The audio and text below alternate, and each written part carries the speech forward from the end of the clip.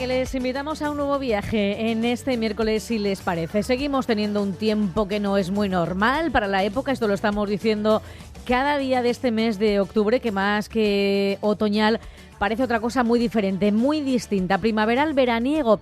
Pero ya saben que todo el año podemos descubrir nuestro entorno, que es muy rico, muy diverso y que tiene cantidad de patrimonio, tanto natural como arquitectónico, a nuestro alcance.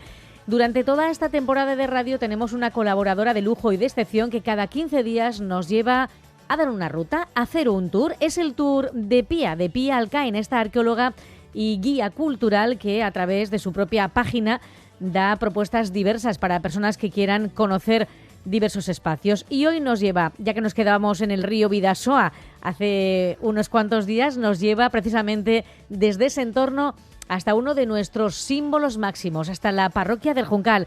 Pía, muy buenos días, Eguerdión. Eguerdión, hola a todos. Bueno, aquí estamos, que se nos va acabando octubre, que ya este fin de semana cambiamos la hora y, chica, todavía seguimos ahí casi en chancletas, sí. ¿no? Bueno, ¡Qué pasada! Estamos en otoño, estamos en veroño, ¿no? En veroño, como se sí. dice ahora, es que no es normal, o sea que, bueno, hay que aprovechar, ¿no? Todavía está luz, porque con el cambio notaremos, y esta temperatura que nos está un poco alborotando, yo creo. Totalmente. Pero bueno, vamos a disfrutar, sí. Que cuando haga mal tiempo y empiece a llover, también nos empezaremos a quejar, que somos así.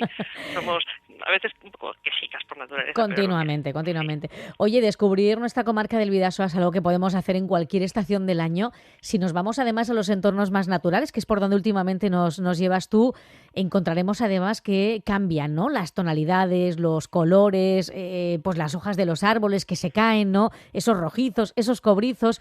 Aunque hoy nos vas a llevar más al río, de nuevo volvemos a nuestro querido Bidasoa. ¿Por qué? Bueno, pues ahí estábamos, ¿no? En el Bidasoa y digo, pues para qué salir de ese entorno y que bueno, ha marcado tanto, ¿no? A las tres ciudades que bañan, que los baña, pues he dicho, vamos hacia la calle Santiago, que tenemos muchas cosas que contar, casi el origen de Irún, ¿no? Del Irún más urbano está ahí, y voy a intentar descubrir las cosas que no se ven, que ya no se pueden ver porque están bajo tierra, y otras cosas que están para ver, que nos vamos muy lejos a disfrutar y a ver cosas y tenemos en nuestro propio entorno cosas maravillosas. Ya. Oye, ahí saltó la chispa, ¿no? En esa calle Santiago de todo nuestro Irún romano, pero venga, vamos a darle forma a este viaje. ¿Dónde empezamos? ¿Por dónde nos movemos? Bueno, pues yo, mira, sabes que hago, tours en toda la comarca, pero también los hago en Irún, y hay uno que tengo pues como Irún desde los orígenes, y yo empiezo en la calle Santiago, porque es un poco el origen, ¿no? De Ollaso, lo que más conocemos de ese Ollaso romano está en el entorno de la calle Santiago, que en el año 92 es la primera excavación que se hizo ahí en el medio de la calle para, bueno, se iba a instalar un gran colector, y ahí es donde apareció pues los primeros restos del puerto romano de Ollaso.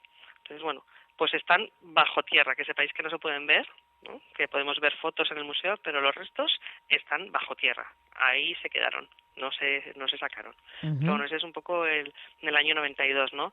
Los primeros grandes hallazgos, pero cuando lleguemos a la Plaza Juncal os contaré cuáles fueron los primeros. ¿Y qué contar de la calle Santiago? Hoy en día es una calle pintoresca, de las más antiguas de Irún, además con mucho ambiente, ¿no? En este momento, bueno, se ha convertido en un sitio de ocio, de relax, y es donde estaba el puerto, donde, claro, hoy en día no nos planteamos en el Bidasoa barcos de un poco de envergadura, ¿no? A los de Santiago Tarra, que en piragua o pequeñas embarcaciones, pero tenemos que pensar que ya decíamos el otro día, que es que era navegable más allá de Endarlaza. Entonces, bueno, pues hasta la calle Santiago llegaban barcos de tamaño medio a descargar sus mercancías en época romana. Entonces, bueno, pues es el puerto de época romana, estaba ahí en la calle Santiago. Oye, casi pensamos que ahí empezaba ya el litoral, ¿no? Que casi empezaba el mar, porque si se navegaba hasta ahí con pequeñas embarcaciones, como dices, no eran grandísimas embarcaciones, ¿no? Sí, las grandes embarcaciones se quedarían fuera, en el fondadero de Asturiaga, Níger. Otro día viajaremos hasta allí, hoy no toca. Y desde allí, pues con embarcaciones más pequeñas, se trasladaría pues el material, o al revés, ¿no? Aquellos que tenían que salir. Y sí, ahí el mar, desde luego, sigue afectando hoy en día. Te puedo decir que cuando excavamos pues sobre todo yo en el año 92 no estaba todavía en Arquelat, estaba todavía estudiando, pero mi primera excavación ahí en la calle Santiago es del año 98, Tadeo Murguía. Ujú. Y ahí, cuando llegábamos por las mañanas, dependía de la marea, cuando la marea nos afectaba y la Claro. excavación estaba completamente inundada, parecía que teníamos una piscina. Y no porque hubiera llovido, sino porque el agua, pues bueno, por abajo pasaba y se convirtieron a... Entonces, bueno, la primera media hora nos tocaba poner bombas de agua para extraer aquella gran piscina. Es Ajá. decir, que todas las casas de la calle Santiago, las más antiguas, tienen pivotaje de madera porque están pivotadas, o sea, están cimentadas sobre un espacio de marisma. Entonces, Claro. la madera tiene la suerte de que cuando está en esos ambientes de cero oxígeno, cero luz, pues se solidifica, no se pudre, porque el material orgánico, si lo dejamos a la intemperie, pues se pudre, pues no se pudre, se solidifica y eso es lo que mantiene todas esas casas con esos cimientos de madera y eso es lo que ha hecho que una de las características más importantes de los restos arqueológicos de Oyaso, no tenemos esa gran arqueología, ¿no?, de mosaicos, esculturas y templos, pero tenemos una arqueología que Germán Delibes, un catedrático de la Universidad de Valladolid, que fue nos decía que éramos la arqueología húmeda, Ujú. que gracias a esa arqueología pues se mantienen eso, podemos conservar, ¿no?, los primeros huesos de melocotón de la península ibérica, suelas de, ¿no?, las estructuras del puerto, suelas de calzado, los peines de madera, todos esos pequeños objetos de la vida cotidiana que están en el museo. Se han O sea que es bueno. conservado gracias a la humedad, pero también a esos revestimientos de barros o de lodos, ¿no? Que los protegen un poco, porque tú puedes pensar que el agua realmente deteriora todo lo que tiene que ver con este tipo de materiales. En este caso, sí que se extrajeron todos estos residuos orgánicos, bueno, residuos no, materiales orgánicos que son de tantísimo valor, ¿no? Sí, se llaman ambientes anaeróbicos. Nada de 100% de agua, cero oxígeno, bueno, cero oxígeno, muy poco oxígeno, y cero de luz. Y eso es lo que hace es que se mantengan en una especie de... en ambiente... ese ambiente especial hace que el material orgánico no se descomponga. Toda la celulosa de la madera, no, eso que lo hace que tenga cuerpo la madera, desaparece, pero el agua ocupa esos huecos de las células y eso hace que se mantenga sólido. Una vez que sacamos la pieza de su ambiente, las piezas nucleares sufren una especie de shock, ¿no? El agua se desaparece y Ujú. si no se mantiene correctamente y no pasa por un proceso especial de restauración, pues eso, Se deteriora, ¿no? desaparecería, se desintegran, no se hacen como así como papillita.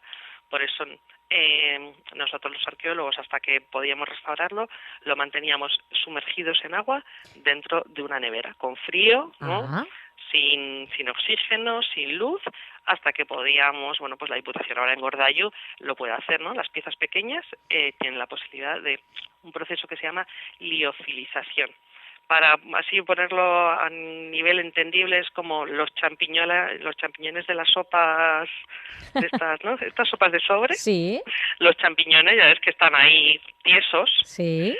porque, bueno, pues, y si les vuelves a añadir agua, ¿no?, vuelven a recuperarse, es un poco ese proceso. Le han extraído el agua, lo han secado, pues sería una cosa parecida. No es igual, por supuesto, pero bueno, como para entender, ¿no? También esos champiñones han pasado por un proceso para poder mantenerlos ahí en el sobre de sopa y bueno, nosotros lo que hacemos es eso, los restauradores de Gordallo, pues ahora lo pueden hacer, porque Claro. Guipúzcoa, no solo en Oyaso, sino que en otros municipios con los fosos medievales y los pozos, también hay muchísimo material. Cuando otro día que pasemos por Hondarribia, hablaremos también de Vale. ello. Venga, pero avanzamos. Hemos llegado hasta Sí, ese puerto de Santiago. Hemos hablado de todo eso que se extrajo de ahí, de cómo se pudo conservar bien y de estas técnicas para que no se nos deteriore. Pero venga, ¿por dónde continuaríamos, Pía? sí, bueno, sin duda, quien quiera ver más sobre ello, porque es muy difícil hacernos una idea, así solo hablando, es la obligada visita al museo para entender mejor. Pero yo iría directamente hasta el Juncal, que también era puerto, fue el puerto, o sea que junto al puerto, junto a los Juncales, estaba esa gran plaza del Juncal, que fue la plaza principal de Irún, pues prácticamente hasta el siglo XVIII. Bueno, hasta el siglo XVII, perdón. Era la plaza principal hasta que se trasladó a la plaza de San Juan, ¿no? Y ahí está pues la iglesia del Juncal, que es una joya del gótico y, y que merece la pena una visita. Ujú. Sustituye a otra iglesia, ¿no? Parece que las fuentes, ¿no?, lo precisas, se dice que había una pequeña iglesia en el Alto de Veraun, porque la Virgen del Juncal es una virgen que se localiza en los Juncales, ¿no? Por eso tiene ese nombre, Virgen del Juncal. hacia 1400. Entonces al final deciden hacerle una iglesia más grande en el siglo XV, que es la que conocemos. Y bueno, tardaron casi 100 años en construirla, ¿no? Pues como todo, ya sabes, ¿no? Falta de dinero, y distintos conflictos que surgieron, tanto con Hondarribia como las propias guerras que sufrió el entorno. Pero bueno, pues al final construyeron esa iglesia, que en su momento ahora es la Virgen del Juncal, pero que también tenía otros nombres, como Nuestra Señora del Buen Seguro, Ajá. Nuestra Señora del Buen Consejo o Santa María de Irún. Tiene Ah. un destino o una parada obligada para los peregrinos que venían, ¿no?, desde la parte francesa. Al otro lado, ahí donde está el Lidl, más o menos en ese entorno, estaba Santiago de Zubernoa, un priorato. Desde allí cruzarían el río Bidasoa hasta la iglesia del Juncal.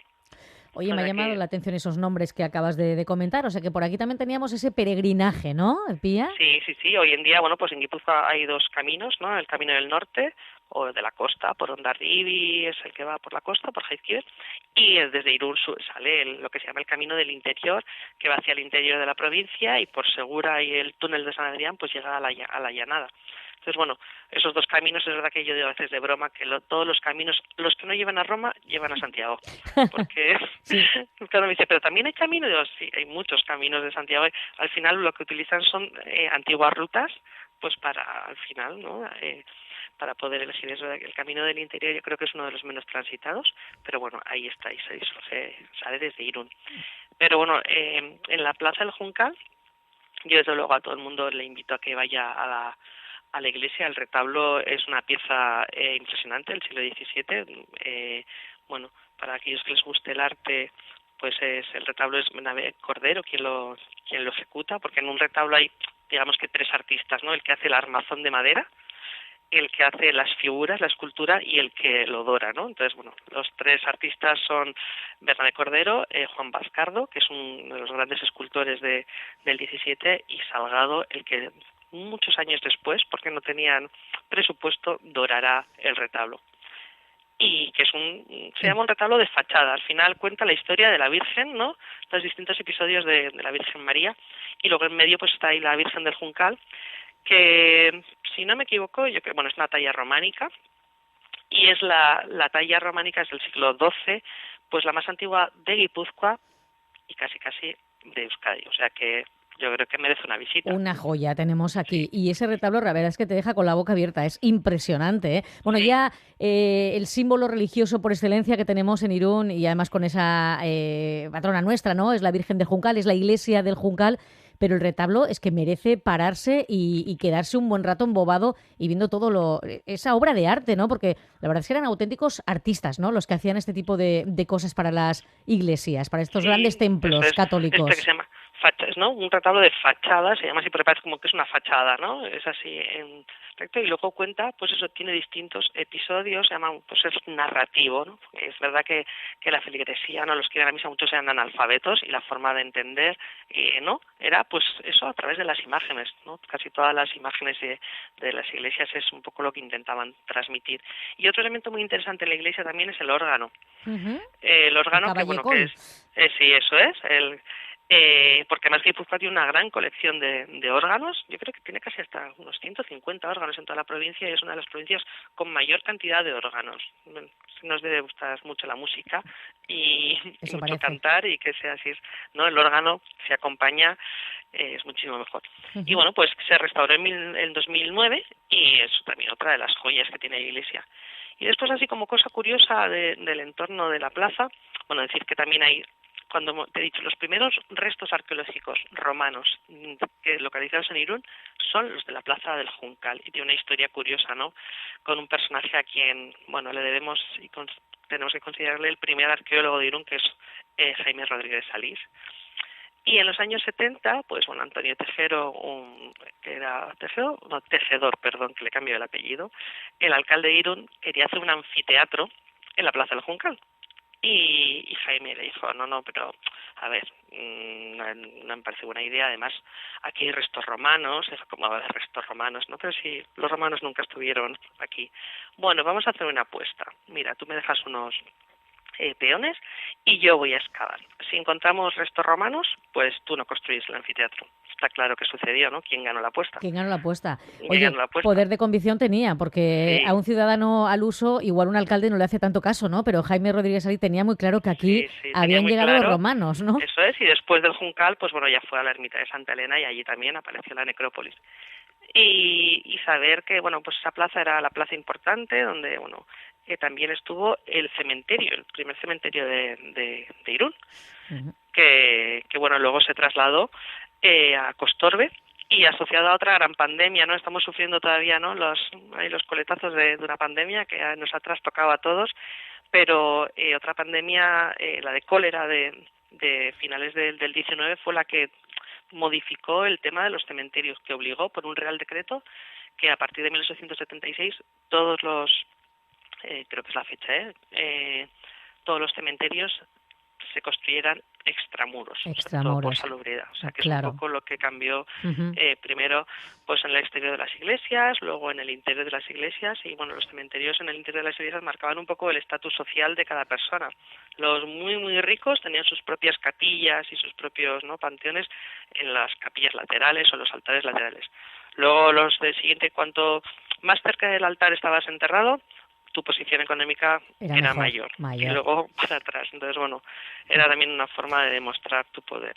Entonces, bueno, pues ese entorno tiene ese valor, ¿no? Bueno, imagino que es que habrá ahora mismo en esa plazoleta del Juncal, cuando lo quieran hacer, que es que quieren hacer ahí un parking subterráneo, pues imagínate todavía lo que se puede... No sé, si seguirán apareciendo algún tipo de restos, pero ya has dicho, ahí apareció lo primero, gracias a Jaime Rodríguez Salís. Después otro granito fue el del puerto en la calle Santiago, año 92, has comentado, ¿no, Pía? Y a partir de ahí ya la explosión, ¿no?, de nuestro Irún romano. Y decirte que cuando se rehabilitó, se hizo la reforma de la sacristía del Juncal, pues excavé ahí, ya no sé decirte el año, ya me bailan, pero bueno,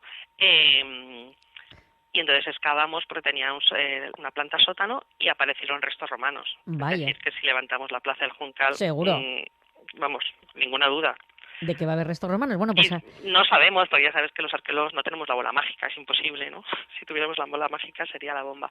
Pero probablemente, haya necrópolis, y es probable que planteamos que fuera el espacio donde hubiera un templo también. Porque al final los espacios de culto, los espacios sagrados, los espacios, ¿no?, uh-huh, se han ido repitiendo y se han ido reutilizando. Entonces es probable que en ese entorno pues apareciera un templo o...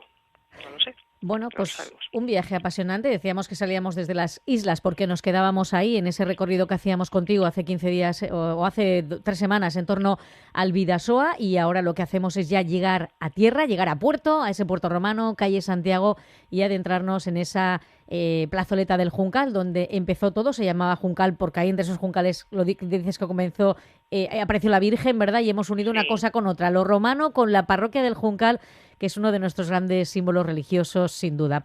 Creo que lo vamos a dejar aquí, ¿no, Pía? Hemos llegado al final del camino. Yo les invito que luego que pongan en práctica, ¿no?, o que hagan los paseos que nosotros hacemos, pues que se animen también a descubrir, ¿no?, con estas pinceladas que les damos, pues que luego paseen por ahí y por lo menos que con otra visión. Es que lo que vemos ahora, claro, no nos hacemos a la idea. Lo que vemos es lo que dices tú, un barrio muy pintoresco, con mucho ambiente, con hostelería, con parques, con niños, con espacios de ocio y de disfrute. Llegamos a la iglesia, pues vemos la gente que va a misa, pero claro, en esos, ¿qué habrá? 300 metros, ¿no?, desde ese antiguo puerto romano hasta la parroquia hay muchísima historia que podemos descubrir, y que por eso os tenemos por aquí a estas expertas profesionales. Te agradecemos mucho el viaje, Pía, y en 2 semanitas, si te parece, proponemos uno más, ¿vale? Eso es, a ver a dónde les llevamos. A ver a dónde, venga, todo un misterio. Muchísimas gracias, hasta la próxima. Buena semana. Agur.